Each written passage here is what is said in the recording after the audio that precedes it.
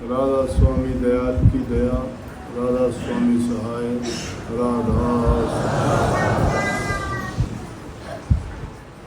जब बात आप कोई सुनोगे नहीं, उस बात को मानोगे नहीं, तो कैसे आपको सत्संग का लाभ मिलेगा? ये साधारण सी छोटी मोटी बात है। और जो बात नहीं मानता वो चाहे लाख यूँ कहता हो मैं सत्संगी हूँ, लाख ये कहो मैं सुमन करता हूँ, लाख ये कहो मैं ध्यान में बैठता हूँ, सब बात उसकी मिथ्या। और जो वचन मान लेगा, मैं कहता हूँ सारे सत्संग, सारी भक्ति, सारा ज्ञान, सारा ध्यान, सब सुमन भजन उसी में आ जाता है। मैं क्या कहता हूँ, संतों ने सब ने ऐसा कहा है। कबीर साहब ने अपनी जितनी वाणी लिखी, इस जीव को इतना ज्ञान, इतनी समझ और इतना कल्याण की बात बताई कि अगर एक वाणी को भी मान लेते तो कल्याण हो जाता। लेकिन वाणी पढ़ते भी हैं, गाते भी हैं, सुनते भी हैं, मानते नहीं। इसी बात को लेके अनेकों किताब लिखी गई। मैंने जो किताबें लिखवाई उनके शीर्षक कहो, टाइटल पेज कहो, वो भी इतने अच्छे इस नाम से दिए गए हैं कि जो बार नाम लिखा गया है अंदर में उसी की व्याख्या भी की गई। और उन बातों को अगर गौर से पढ़ते हैं ना तो आपको पता लग जाता है। किताबें भी हमारा सबसे अच्छा साथी है। उनमें चाहे वो पारलौकिक आध्यात्मिक ज्ञान नहीं है, लेकिन उससे संबंधित बातें जो हैं वो हमें उस ओर लेके जाती हैं। लौकिक बातें तो हैं ही हैं उसमें, लेकिन हम तो लौकिक बातों को भी नहीं मानते, आम व्यवहारिक बातों को भी नहीं समझते।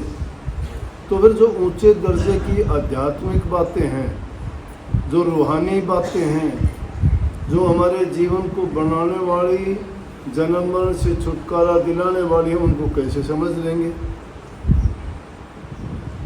और कबीर साहब ने उस बात को एक जगह की मुझे याद आती है, एक शब्द में आता है कि जय खे खोजत ब्रह्मा थके सुर नर मुनि देवा, कहे कबीर विचार के कर सतगुरु से। कि जिसको खोजने के लिए सुर नर मुनि देव, कहने का मतलब ब्रह्मा विष्णु महेश, सभी देवता लोग भी जिसको खोजते खोजते हार गए। जहाँ ही खोजत ब्रह्मा थके सुर नर मुनि देवा, इस सृष्टि की रचयिता, इसका पालन करने वाले, इसका संहार करने वाले, पूरी व्यवस्था को बनाने वाले, देखने वाले, चलाने वाले भी उस ताकत को, उस शक्ति को, जिसको हम परमात्मा कहते हैं, भगवान कहते हैं, ईश्वर, अल्लाह, गॉड कहते हैं, उसको खोजते खोजते वो भी थक गए।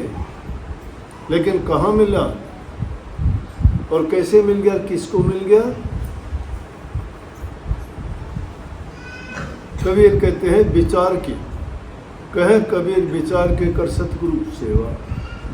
अब सतगुरु सेवा की व्याख्या करो। सतगुरु सेवा है क्या? अब ना समझ आदमी तो सतगुरु सेवा को शायद ये मानता होगा कि गुरु के चरण दबाना, गुरु को रोटी खिलाना, गुरु के कपड़े लाना, गुरु को भेंट चढ़ाना, अच्छी बातें हैं। ये दुनियादारी की एक रिवाज है जिनको अपने आदमी मनोभाव से ऐसा करता है। उनका प्यार है, उसका विश्वास है, वो अपना इष्ट मान के उसको सब कुछ देने के लिए तैयार रहते हैं। लेकिन मैं कहता हूँ ये सतगुरु सेवा नहीं है।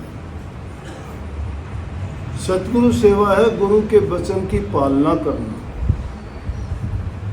जिसने गुरु के वचन को नहीं माना तो समझो कि उसने वो भटक गया अपने रास्ते से। हजारों वर्ष तक नाम की कमाई करने वाला अगर गुरु के वचन को या गुरु की अवज्ञा कर दी या गुरु के वचन को उसने टाल दिया तो समझो करे कराए को मलिया मेट कर दिया, सब खत्म है। शास्त्रों में खोज लेना, मेरी बात शास्त्र के विरुद्ध नहीं मिलेगी। उन पुस्तकों में जो ज्ञान दिया गया, लिखा गया, अपने जैमल सिंह जी हिसार से वकील हैं, उन्होंने सभी किताबों के नाम एक कविता सी के रूप में लिखने का प्रयास किया और उनको अगर गौर करोगे तो बातों में इतना ज्ञान है, उन बातों को समझने से ही हमें बहुत कुछ ऐसी सामग्री मिल जाती है जिससे हमारा जीवन सुधार और भक्ति करने में बड़ी मदद मिलती है। परंतु गौर नहीं करते हम। गौर तो जब करें ना, कागज लेखी पर क्या गौर करेंगे, जिंदा तुम्हारे सामने कहता है उसकी गौर नहीं करते, नहीं करते ना। आप लोगों के लिए हुक्म होता है अब कि भाई ये काम तुमने नहीं करना। जैसे अपने दूर दराज के कह देता हूँ मैं, कहे बिना रुकूंगा नहीं। अपने दूर दराज के आश्रम हैं, बड़े शहर हैं, पहाड़ी एरिया में छोटे आश्रम हैं, अगर वहाँ 200-400 आदमी चले जाएं तो रहने की परेशानी होती है, सत्संग करने में भी दिक्कत आती है। तो हमें तो साल में दौरे के लिए एक बार जाना पड़ता है, क्योंकि सत्संगियों को संभालना, नए सत्संगी बनते हैं। कुछ आदमी जो दर्शन के लिए नहीं आ सकते, उनके लिए दर्शन सुलभ है, उनका भी मन है कि हम दर्शन करें, सत्संग आमने सामने सुने। नहीं तो आजकल साधन है सत्संग तो टीवी पे, यूट्यूब पे, फेसबुक पे या और काफ़ी कैसेट वगैरह से रिकॉर्ड करके भी या लाइव भी दिखा देते हैं चैनलों पे, उनसे सुन सकते हैं, देख सकते हैं। लेकिन जो वास्तविकता तो होती है वो अलग ही चीज़ होती है। तो सबके लिए हुक्म ये होता है कि कोई नहीं आता। अगर वहाँ के लिए कह दूँ कि हाँ भाई वहाँ का सत्संग, यहाँ के सत्संग होते हैं, मैं खूब कहता हूँ आप लोगों को। एक हफ्ते पहले, 10 दिन पहले अगला सत्संग रख के कहते हैं इस तारीख को वहाँ का सत्संग होगा और जो सत्संगी पहुँचना चाहे पहुँचना, कहते हैं कि नहीं। क्योंकि यहाँ बड़े बड़े आश्रम बना रखे हैं, बड़ी जगह है, हमें कोई परेशानी नहीं। कितनी गाड़ी जाओ, कितने लोग जाओ, बच्चे जाओ, बूढ़े जाओ, जवान जाओ, सत्संग का खूब आनंद लाभ उठाओ। लेकिन उस छोटी जगह के लिए किसी को इजाज़त नहीं, समझदार हो जाते भी नहीं, उनको पता है क्यों हुक्म और आज्ञा को मानते। कुछ आदमी ऐसे थे जिन्होंने और सत्संगियों का विनाश किया, चौधरी बन गए, 5-7 ने लेके पहुंचे मेरे बाद में चोर की तरह से। उन्होंने गुरु का वचन मान लिया, क्या फायदा कर दिया उन्होंने, मेरे सामने भी नहीं आए, चोरी से गए, चोरी से वापस भाग गए। चोर बने, झूठे बने, गुरु के दिल से उतरे। गुरु की अवज्ञा करी कि नहीं करी? अरे गुरु की अवज्ञा तो बुल्ले शाह ने की थी, गुरु ने मुंह फेर लिया। बुल्ले शाह नाम की कमाई करने वाले बड़े अच्छे करनी के धनी थे, करनी की उन्होंने बहुत। शाह इनायत उनके गुरु थे। मुसलमानी फकीरों की बात है ये। और उन्होंने वो भक्ति की, भक्ति करके उन्होंने नाम की कमाई की तो सारी शक्तियां आ गई। शक्तियों का आ जाना, सिद्धियां, जो कहते, जो सोचते, जो बोलते वही हो जाता। तो अव्वल तो इन आदमी को इनसे अभिमान हो जाता है, लेकिन संतों ने ऐसी सिद्धि शक्तियों की ओर गौर करने के लिए नहीं फरमाया, परंतु उनकी जो ये अलग एक प्रकार का जीवन था। संत मत से थोड़ा हटके था, क्योंकि तप करने वालों का अलग होता है, ध्यान करने वालों का अलग होता है। संत मत की शिक्षा कुछ अलग होती है। संत कहते हैं रिद्धि सिद्धि ये चीज़ें दिखावा करने की नहीं है, ये तो बाजीगर के खेल हैं, ये तो हर कोई कुछ दिन में कर सकता है, कोई तंत्र विद्या करता है, कोई मंत्र विद्या करता है, कोई कुछ दिखा देता है। ये तो बाजीगर भी एक झोड़ी में से तुम्हें कितना इल्यूजन दिखा देगा, भ्रम है वो, उनमें मुक्ति नहीं है, कल्याण नहीं है जीव का। लेकिन वो शक्तियाँ बुल्ले शाह में आ गई, जहाँ कहीं जाता वाणी सुनाता, सत्संगियों को मंत्र मुग्ध कर देता, खुश हो जाते। गुरु ने ड्यूटी लगा दी, गांव गांव में जाता था, गुरु का बड़ा चहेता था, गुरु से प्यार भी बहुत ज़्यादा था, एक पल के लिए बिछड़ना नहीं चाहता था इनायत शाह से। भैंसे चराते थे, जंगलों में जाते थे, गुरु जो कहता वही काम करता था।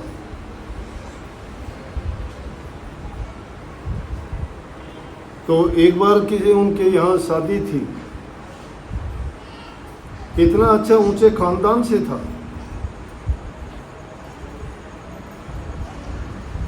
धनी परिवारों से संबंध रखता था बुल्ले शाह। लोगों ने इतना कहा कि तने नीच जाति से जो गुरु है इनायत शाह, उसको गुरु बना लिया, तो ऊंची जाति का है, तुझे शर्म नहीं आई, जाति से बाहर गिर दिया। बोला जाति से क्या, मुझे दुनिया से बाहर डाल दोगे तो भी मैं गुरु से नहीं बिछड़ सकता। लेकिन कोई शादी थी उसके परिवार में, बुल्ले शाह वहाँ चला गया और शाह इनायत से कह के गया, जी आप कृपा करके आप भी वहाँ दर्शन देना। बोले अच्छा भाई जरूर। ने बोला नहीं जी, बड़ी मेहनत की कि आपको आना ही पड़ेगा। बोला ठीक है आऊँगा। शादी वाले दिन इनायत शाह तो नहीं पहुँच पाए, उन्होंने अपना एक नुमाइंदा भेज दिया, किसी सेवक की ड्यूटी लगा दी कि आप बुल्ले शाह के यहाँ जाओ, शादी के दिन मैंने कही थी, और बुल्ले शाह को कह देना गुरु ने मुझे भेजा है। सेवक गया, जाके और किसी को जानता नहीं था, बुल्ले शाह को पूछ के उससे मिला और कहने लगा जी मैं गुरु जी ने भेजा हूँ। अब गुरु तो जाता तो कदर करता, अब उसने उसकी क्यों कदर करनी थी कि गुरु नहीं है, ये तो गुरु ने यूँ ही भेज दिया, आम सेवक है। उसकी पूछ ही नहीं कि तू कौन, खाने वगैरह के लिए नहीं पूछी, एक दिन रुकिया बेचारा, ना पानी ना रोटी कुछ नहीं। वापसी में आ गया, गुरु को रिपोर्ट दी। वो तो जानी जानते, संत सब जानते हैं, और जो ये जानते हैं कि संत नहीं जानता, वो उन लोगों की मूर्खता है। जो ये सोचते हैं कि गुरु सब कुछ जानता है, उनके लिए सब कुछ जानते हैं। अगर सोचता है कि गुरु कुछ नहीं जानता तो वो कुछ नहीं जानते हैं। जो खुद कुछ नहीं जानता है वो गुरु को ऐसा मानता है। उसने जब जाके कही, इनायत शाह ने वो बात सुनी, और सुनने के बाद में क्या कहा, आने दे उसको, बुल्ले शाह यहाँ नहीं गाएगा। बुल्ले शाह के लिए हुक्म नहीं है कि वो घर के अंदर आ जाए, सब सेवक उसके नीचे थे। बोला जब पता लगे वो आ गया तो दरवाज़ा बंद कर देना, मैं उसकी शक्ल तक नहीं देखना चाहता। बुल्ले शाह शादी के बाद जब आया और घोड़े की पैरों की आवाज़ सुनी, बंद कर दिया। दूसरे दरवाजे से ही बाहर जाना शुरू कर दिया। बुल्ले शाह वहीं गेट के पास बैठ गया। बोले अरे एक बार दरवाज़ा तो खोल दो, अंदर तो आने दो, मेरे से क्या कसूर हो गया, क्या गलती होगी। बोला तेरे लिए गुरु का ये हुक्म है, तेरी कोई शक्ल भी नहीं देखेगा और तू चला जाए यहाँ से। गुरु की अवज्ञा की थी, इतनी अवज्ञा की थी कि गुरु ने एक सेवक भेजा, उस सेवक को उसने तवज्जो नहीं दी, कोई ध्यान नहीं दिया, कोई ख्याल नहीं किया उसका। जब गुरु ने भेजा था तो इसका मतलब गुरु स्वयं गया था। गुरु उसको परखना और देखना चाहता था कि गुरु को कितना मानता है, क्या कदर है गुरु की उसकी नज़र में। बस, और उससे कह दिया कि जाओ, तेरी जो शाही थी हम ले चले, अब तू बुल्ला बुल्ला रह गया है। सारी सिद्धि शक्ति उसी दिन से खत्म होगी उसकी। जिन जिन सेवकों ने गुरु की अवज्ञा की, गुरु के ठुकराए हुए को परमात्मा भी माफ नहीं करता। कितने ऐसे शिष्य, मेरे पास अनेकों ऐसे उदाहरण हैं। यहाँ बात लंबी चौड़ी नहीं बताऊंगा, एक ही बात में समझो कि कितने ऐसे शिष्य हुए जिनको गुरु की अवज्ञा की या गुरु का निरादर किया, उनकी वो हालत हुई कि वो मुंह दिखाने लायक नहीं रहे।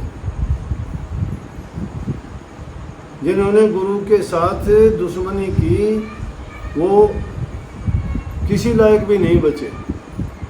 सब सत्संगी उससे नफरत करने लगे। और जो संत की नजर से गिर जाता है वो तो किसी लायक रहता ही नहीं है। जिस इंसान के दिल में चतुराई, छल, कपट, बेईमानियां ये बसती है, वो किस बात का भगत है? बोलो क्या है भक्ति? भक्ति इन चीजों को कहते हैं क्या? अरे पहले तुम एक अच्छे इंसान नहीं बन पाए, तुम सत्संगी कहां से बन जाओ? कहते कहते जिंदगी बीत गई, सुधार की बातें बताते बताते जबान थक गई, लेकिन ना मानने वाले, जिनका कर्म खोटा है, जिनका नसीब बुरा है, जो अपने कर्म को सुधारना बनाना नहीं चाहते, उनको कौन समझा देगा? जो गुरु के दर पे आके भी जो जीव अपना सुधार और कल्याण नहीं खोज कर पाया, वो कहाँ सुधरेगा? दुनियादारी में कोई ऐसी जगह, ऐसा शिक्षालय, ऐसा विद्यालय या ऐसा कोई भी तारणहार और समझावनहार नहीं है जो गुरु के दरबार में तुम्हारी सुधार हो सकता है।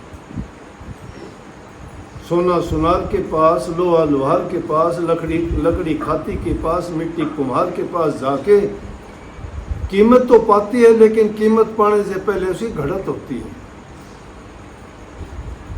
और जो अपनी घड़त करवा लेता है वो कीमत पा जाता है। और जो चिल्लाता चीखता है, इस लकड़ी को काटते वक्त अगर ये चिल्लाती कहती कि मुझे आरी से ना काट, मेरे पर कुल्हाड़ा ना चला, मेरे पर रंदा ना लगा, क्या बनता है इसका? ये बांगी टेढ़ी जंगल में खड़ी रहने वाली लकड़ी थी, कोई नहीं पूछता। इसी पर लकड़ी की अगर मूर्ति बनती है, दुनिया मत्था रगड़ती है। एक चंदन की लकड़ी को घिस के तुम माथे पर तिलक चढ़ाते हो, महापुरुषों के मत्थे पर बैठ जाती है वही लकड़ी। कदर कब पाता है इंसान? जब आज्ञा का पालन करता है। जिस इंसान के दिल में खोट भरे पड़े, क्यों सत्संगी किस बात का है? चतुराई काम नहीं आएगी कोई भी, लाख करके देख लेना, वो चतुराई तुम्हें लेके डूब जाएगी, उभरने नहीं देगी। सच्चाई कभी हारती नहीं है, परेशानी होती है, हारती नहीं है सच्चाई। जीत धर्म की होती है, सत्य की होती है, अच्छे गुणों की होती है।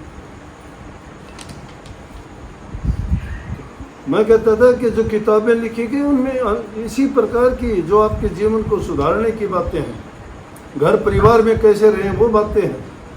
लेकिन आप तो छोटी सी बात मानते ही नहीं हो। आप तो सोचते हो कि ये दो बातें किसी और के लिए, मेरे लिए नहीं है। वास्तविक सत्संगी वो है, कहीं दूसरे को जाती है, वो लागू अपने ऊपर करता है। मैं मेरी बताता हूँ, मैंने अपनी ज़िंदगी में अगर किसी में दूसरे में जो बुराई देखी ना, मैंने सोची कि मेरे अंदर ये बुराई नहीं आनी चाहिए। और इस तरह से धीरे धीरे करके मैंने उन बातों का पालन किया, वो धीरे धीरे से बुराइयाँ निकलती चली गई। मैंने कभी नहीं सोचा ये किसी दूसरे के लिए है। अब भी किसी को पीड़ा, दर्द, तकलीफ होती है, मैं मानता हूँ अगर मुझे ये होगा तो बहुत बुरा होगा। इंसान जब दूसरे को देखता है, दूसरे को, अच्छे को देख के अच्छे गुणों को अपनाओ, बुरे को देख के बुराइयों को त्यागो, अच्छे बनोगे। लेकिन नकल करके कितने दिन तक तुम क्या हासिल कर लोगे? जिंदगी तो बहुत थोड़ी है, कोई भरोसा है? कितना भरोसा है जिंदगी का? आज यहाँ बैठे, रास्ते में जाते जाते कुछ हो जाए, कहाँ रह गया? इंतजार करते थे, उस दिन से हम अच्छा करेंगे, उस दिन से सुधार कर लेंगे, वो टाइम आएगा जब ये करेंगे। वो टाइम नहीं आया, टाइम तुम्हारा आ गया, जाने का आ गया, संभलने का नहीं आया, दुनिया छोड़ने का आ गया। समय रहते जो इंसान नहीं चेतता है, उसको लाभ कहाँ से हो? तो उन सारी किताबों की या तहरीर में अभी वो लड़की आई, उनकी पोती, उन्होंने ये कागज़ मुझे दिया तो मैं देख के मुझे भी बड़ा अच्छा लगा कि जो किताबें लिखी गई है उनका सार उनकी बात में ही छिपा हुआ है। किताब को तो पढ़ोगे तो कहना है क्या है, लेकिन किताब पढ़ने की किसको फुर्सत, आप तो दो बात भी नहीं सुन सकते। मानना कहाँ है? आपको जो चीज़ चाहिए वो चीज़ मिल गई होगी, ना मिल गई होगी, इसके बाद टूट के पड़ोगे। रोटी खाने के लिए आते हो, वो मिल गई होंगी, वो चाहिए आपको सबसे पहले। जो चीज़ लेने के लिए आते हो तो आते ही नहीं, रोटियों की परवाह करते हैं क्या? रोटी खाने के लिए आते हैं। हमारे गुरुजी 3 दिन तक भूखे बैठे रहे थे सरसा में। मस्ताना जी के पास जब मिलने के लिए गए ना, 3 दिन तक मिले नहीं मिले तो एक कैर के नीचे बैठे रहे 3 दिन तक। और 3 दिन के बाद जब मिले तो बोले कि रोटी खाई? बोले जी रोटी तो घर से खा के चला था। ये नहीं पूछी कब खा के चला था, 3 दिन हो गए थे। जिस चीज़ के लिए आना चाहिए वो चीज़ तो आप मानते ही नहीं हो।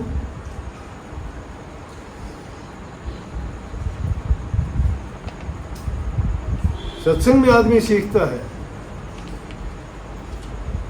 तो इसमें लिखा हुआ जो किताबों के नाम हैं वो नाम भी सुनोगे हैरान हो जाओगे। तो उन्होंने लिखा है कि पुस्तकें लिखी, उन पुस्तकों को गद्य रूप में क्रमबद्ध करने की चेष्टा की गई है। हर लाइन में 1 या 2 किताब के नाम आएंगे, हर 2 में 4 किताब के करीब आ जाएंगे। सतगुरु के वचन को पकड़ो, सत्संग सुनो बारंबार, रूहानी पुस्तकों का पाठ करो। सतगुरु के वचन है तत्सार, वास्तविक के सार से भरे हुए हैं, उनको सुनो गौर से। पहले में कहते सतगुरु कहे पहले ये करो, और सतगुरु प्रेम से विषयन जागन की वेला है साधो अपना करो सुधार। पहली किताब का नाम आ गया जागने की वेला। जागने का मतलब क्या है?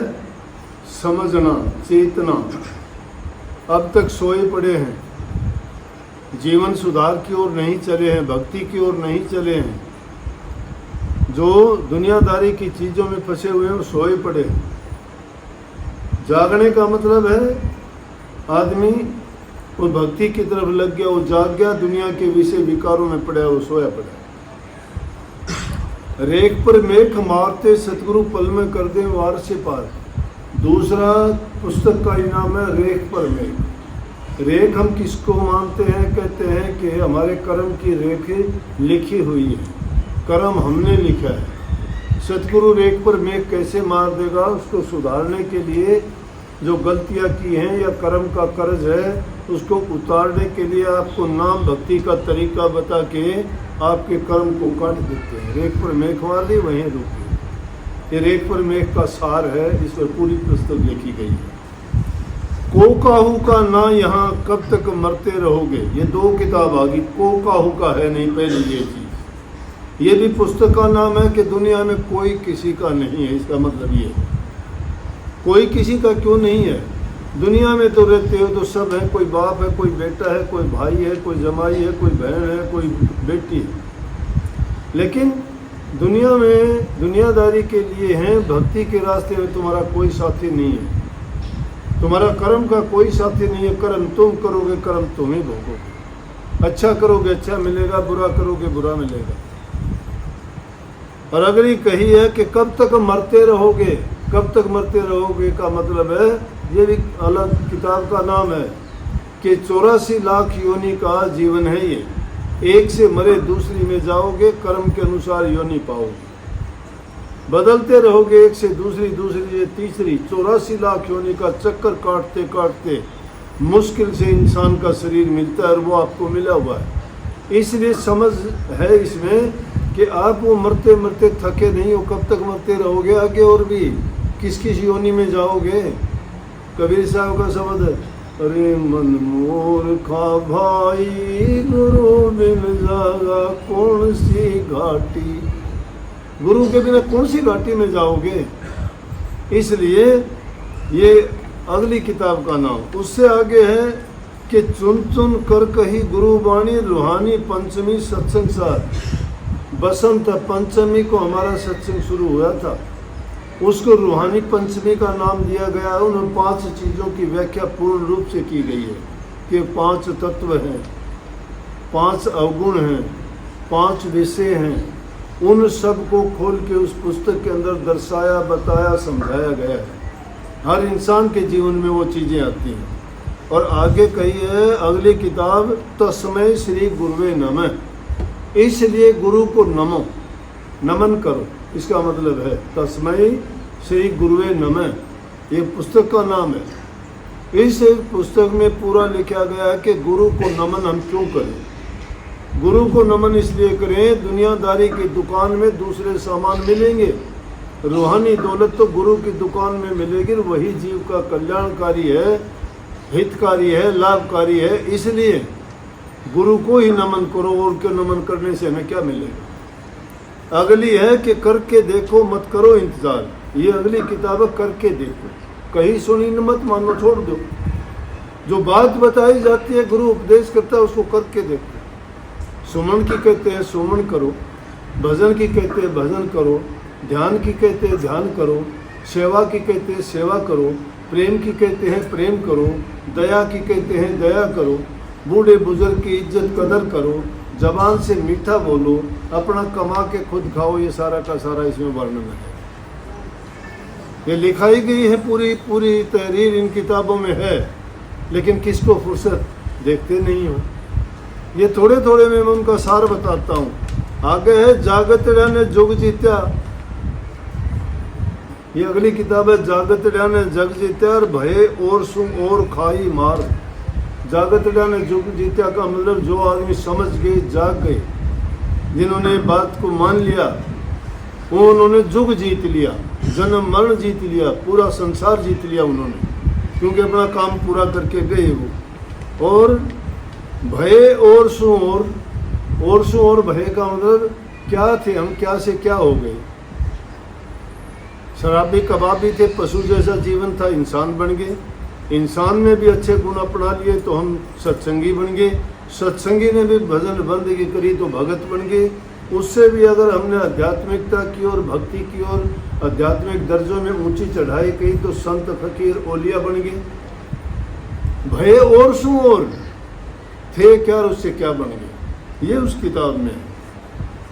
अगला है मुक्ता खोजो मुक्ति पाओ।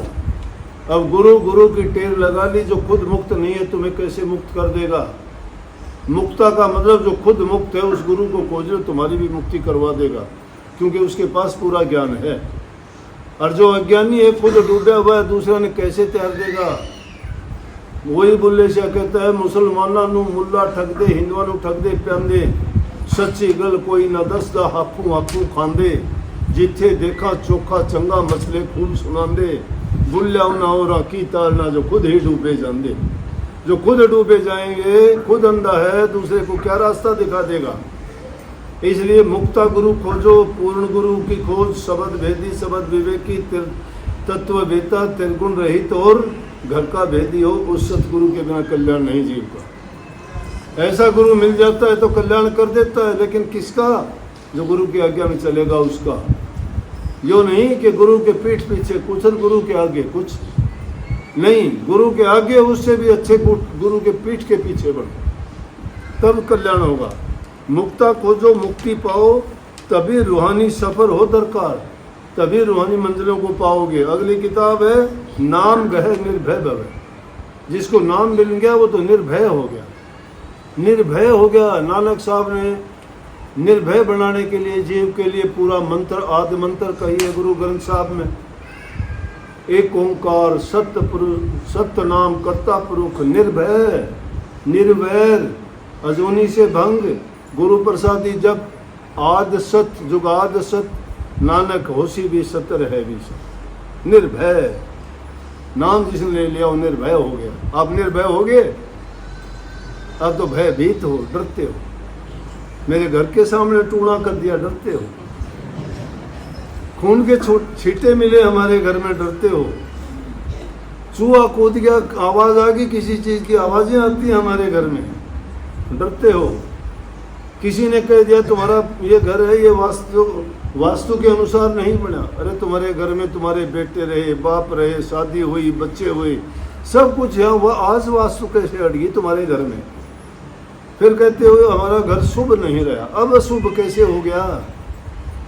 अगर अशुभ किया तो तुमने किया हुआ कोई गंदे मंदे कर्म करके वो छोड़ दो, शुभ है तुम्हारा घर, तो अशुभ तुम्हारे कर्म है।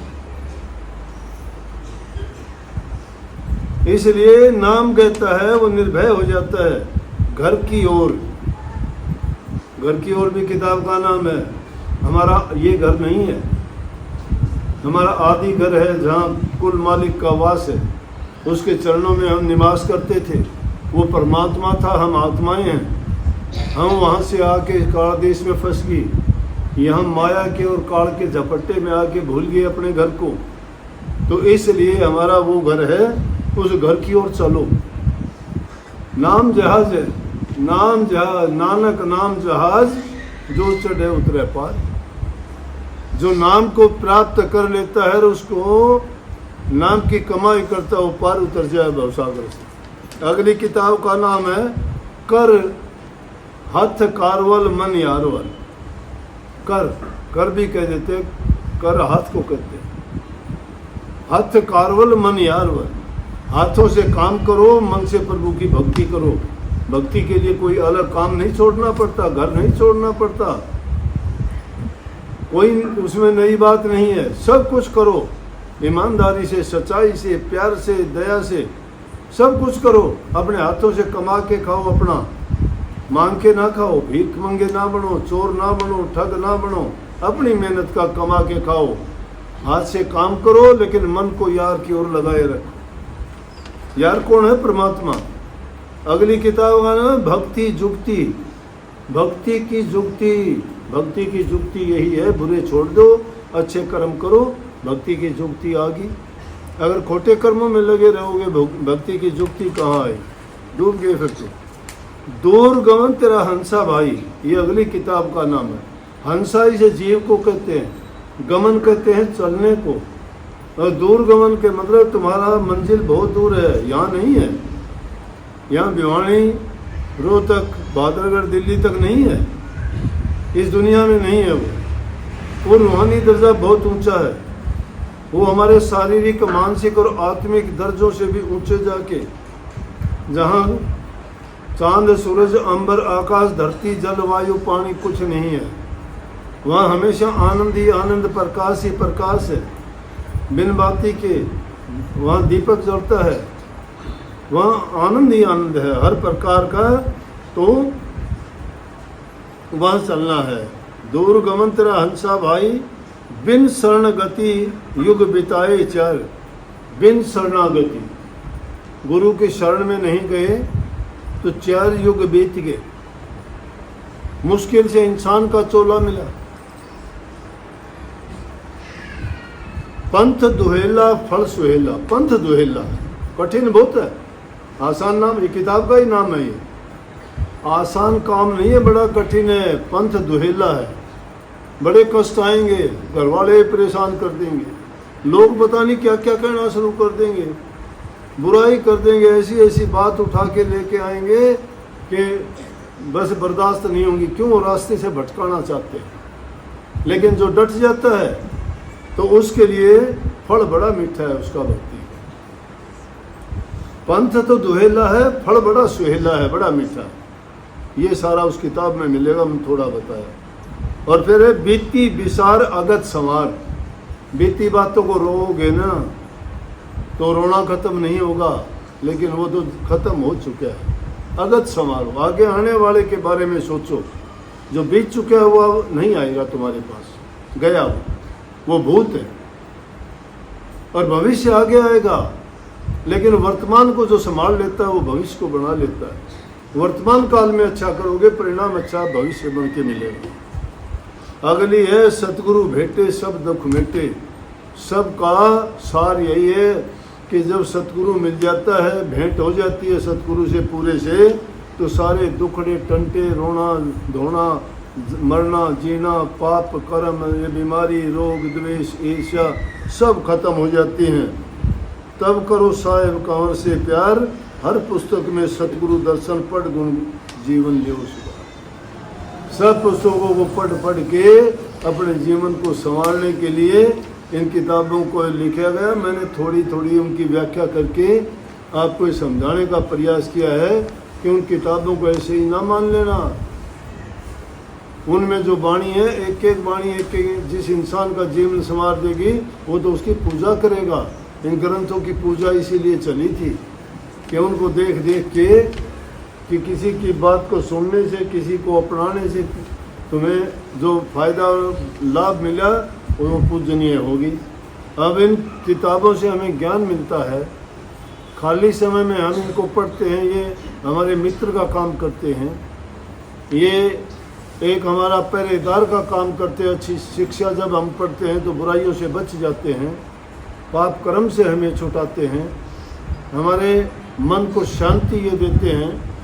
मैं कहता हूँ जब कभी आपको परेशानी दुख होता है, कोई भी किताब उठा के अपनी मर्जी से पन्ना खोल के उसको यूँ पढ़ना शुरू कर दियो, अगर तुम्हारी तकलीफ का उसमें हल ना मिल जाए तो मेरे को आके कहिए। उनको पढ़ के देखोगे तो ना, आप तो मानते ही नहीं हो, तुम्हारा दिल तो और कहीं भागता फिरता है, तुम्हारे विचार खुद के ही डामाडोल हैं।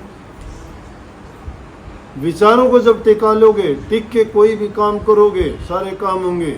महाराज जी कहते थे कि टिका रहे, मैं तो डामाडोल, डिगे की कोडी नहीं टिके के लाभ। कमोद सबको आशीर्वाद राधा स्वामी राधा।